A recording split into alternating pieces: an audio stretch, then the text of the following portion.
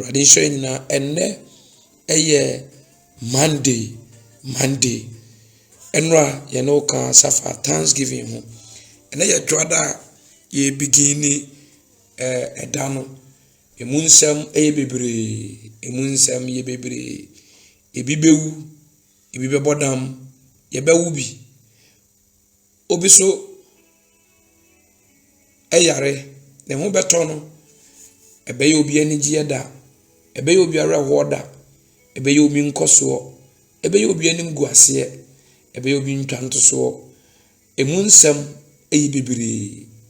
na emu deɛ he ɛna ɛbɛto na ɔtwe mu ɛno nti ne usua Nyankopɔn asɛm yi ɔsɛma mu nya mpa ɛbɔda bompae na wankɔ nsɔhwɛ mu ɛnsɔhwɛ wɔ hɔ ɛna yɛade sua no yɛka kyerɛw sɛ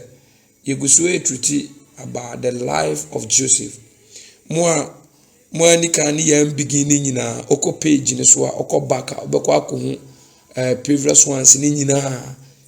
obɛkɔ akɔhu previous ones ne year starting the 20th obɛkɔ akɔhu previous ones ne nyinaa ɛyɛ the life of Joseph ɛna yɛ beginning ɛno na yɛ kɔ gradual process kakra na ɛyɛ very interesting na ɛsakyerɛ nipa beka kyerɛ sɛ Joseph or a type of Christ. Joseph Yesu ensaso ewa apam fofurum apam dadem ugina homa Yesu Kristo inti ne lifestyle ni nyina ye comparison with Christ inti follow na obenya adesua bebre afrim wa adwene emu besane ho obenya ho brase obehu kwan befa so adonipa obehu kwan befa so de bone ache obehu kwan abebu niema nyina adehwere ubon kwan abefa so a enso aye so wahwe ubetumi a pass minim se Awurade ebehira wo pa enne yadru last Friday you know called pit the 12 piece in Joseph life you know called pit and yadru Mr. and Mrs. Portiphar's house ye kan mi nyina abom Mr. and Mrs. Portiphar's house a very short Joseph Awurade baabi ordinate ko na nye Portiphar fie ordinate ko akoye prime minister e the whole Egypt na waba bedru kwa mu baabi a obedru Portiphar ane ne yere fie we a short message and me dey ma Bible na wo ho no your temptation your trial your test temptation in Awurade temptation ifre bonsam test ifre Awurade na se Awurade o test wa o promote Satan attempt wa o demote Awurade tempt na wo pass a o de wo kɔ wanim e wo tebia ne suban foforo ne ngosla foforo ne adom foforo Satan so hwa o twon san enunti hyene so say mpaebɔ na ya de sha ase no say pray so that you may not fall into temptation. That is devil. And on your temptation, if you are born for no, to attempt, make an attempt to kill, attempt to destroy, attempt to collapse, attempt to condemn. Inti on said that Satan young Christians or make attempt or try say ebia metumi no ni suban okuram no te say what do you call it aboa eagle eka so be fa de a on he ono ni muduru anasa ade kro no ko he ni muduru de woni tim se mepagya intete se dan obepagya so nti Satan o say Bible say ona na wontumi na onam o he do benya no na wahwe na se nti oba o make attempt o ye sofuo oye Yesu including Yesu ba asase so no Satan attempted no into obia ni wa asase so apa temptation ho tell say obi fra asase so because Yesu na he was 100% qualified but Satan ekomeki attempt e bia obenyana oko try ne best fa sa asem ni show tirim na nya wa adwen se bia me yesofu panyin me yesofu kese ma pa temptation ho umpa ho obia wa da so wa asase we so no umpa temptation ho anu nti ode bi ekọ Yesu so ekọ temptation no the same as Joseph so ye ko tempte no enti saa afia ha na okoye no asase ne wo feel comfortable bibia ekoso de na wo ye bia eyeye papa no so nam Joseph ho eye nhira Yesu nipa nam no ho ye nhira wo wiase enso at the long last yitwa atroto ne so enti Joseph life ne de ne Yesu de ne pepe ye kona ebedru point bia measure that arrange list to say the Old Testament and New Testament ye let's see and ye comparison let's see Joseph life near let's see Jesus life na ye comparison no one see it here e very interesting enti cause we follow program we are not pabia enti and we are dealing with temptation but addition we Genesis chapter 37 the story no adia and ye fair from ye ba ko pe adia fair from ye ba ko pe medical akan akiro won say ebra abofra ne tifie wade wo ye bia koso no papa no so ye nhira no Bible say ma meni tu nani esi akora no so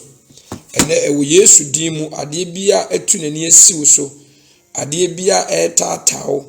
ade bia asete o trouble de why target na onani so ade hunu ni say enkodru afidie na o manya na o masew na Awurade nyi wo mfirim ewo Yesu Kristo din mu o say Joseph otunani amene tunani esi ni so na da bia o tata no say omra no ne meda nti brama amene nya akonya ofie wa oso akora ni mu say one no ebeda no eno so yetwam ewo ho false accusation yetwam ho no last Friday ne ye so nim say one ne meda no one word that Joseph use ye and then me pesa ye nyina ye fa ansa na yakọ adwuma word abofo ne use ye ne say mama me ba fia hai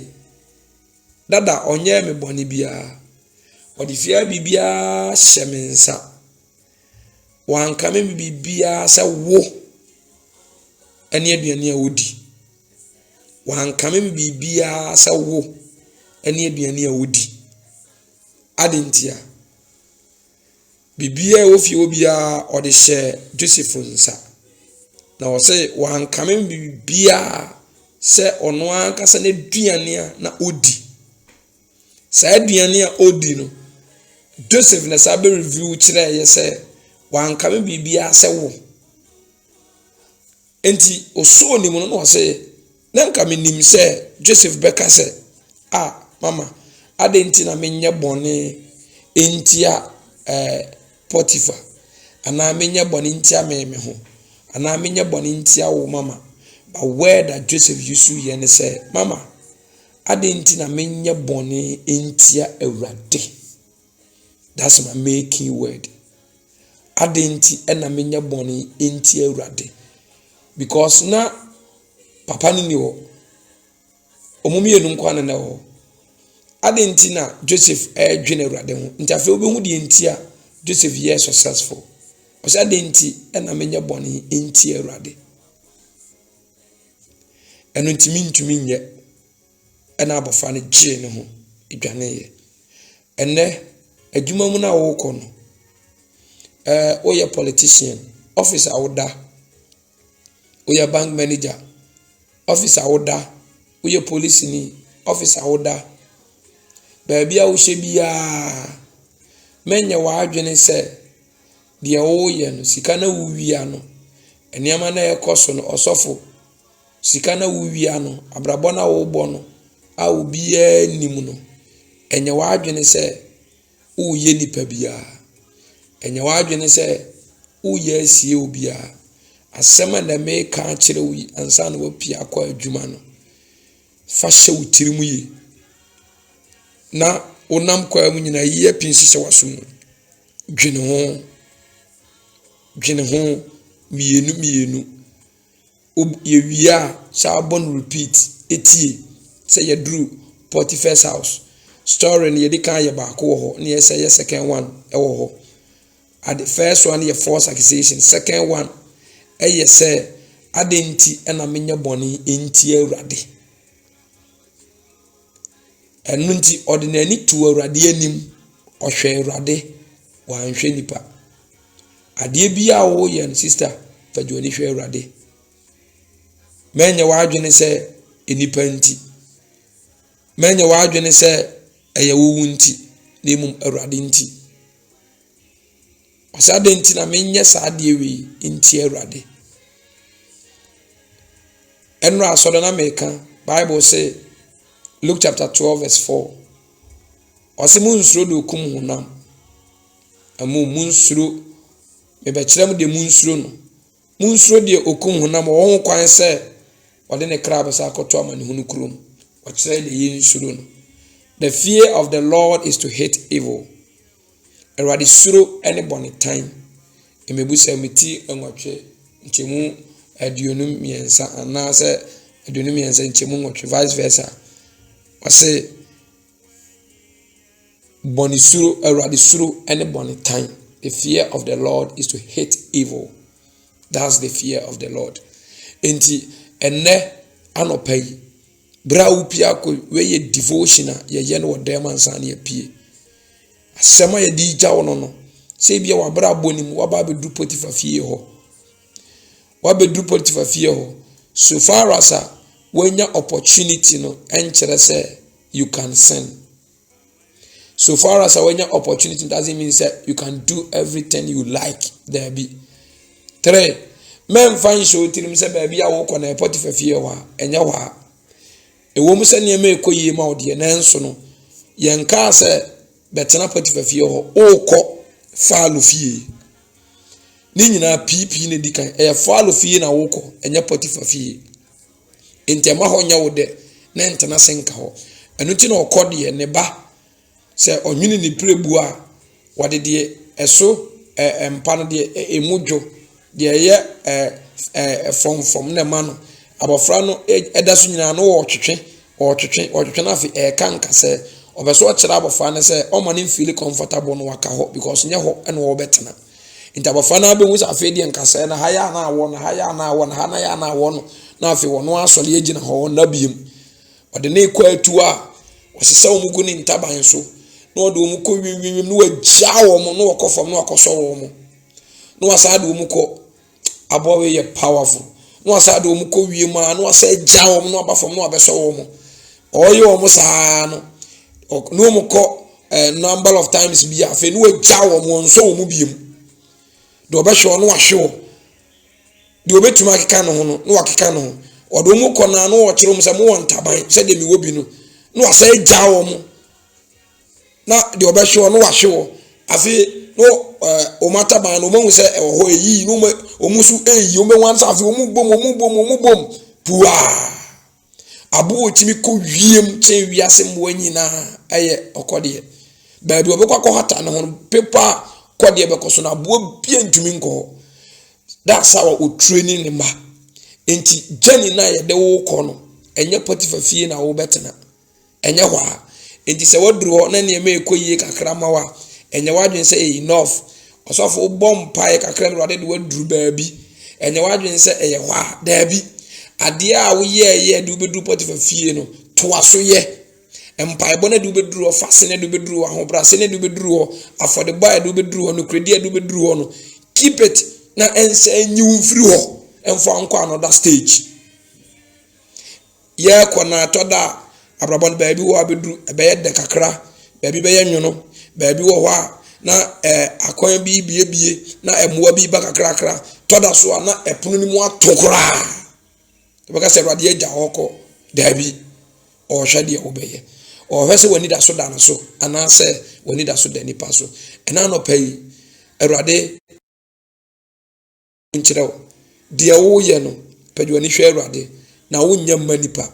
enye nipa na wo yetia no nemum erade se ba wutinim se God is with me everywhere that I'm going na ubehunu se ampa de mi ye erade wo ha ene erade enhira kakra iso ma ebra wo koyi ni gya no wonko na adom ne wonko enim onyam ne wonko itumi ne wonko ensanchene ne wonko na dance die ne wonko erade o hira obi ntumi nka ho asem no esra de ma wono pese o nhira o mani nsi uye se de asi ukra ye na se no wachina Kristo sa pie na nim onyam a yebenya chafa bo modern say asemi ne futu se mode be kwakoma onua bi soso obesende ama onua bi soso fatu okra bi sofo faji okra bi fesa na okra bi firi mpochire bi mu ma okra bi ani emra ne ho so we ye daily bread anopa bia ye beye sa dwumadie devotion inspirational messages ansana wa pia ko ba bia be ko bia ena anopa yi awurade a waka na ato ampa otwe di kan ho se yenso ye be kan ne adechiefo no ho no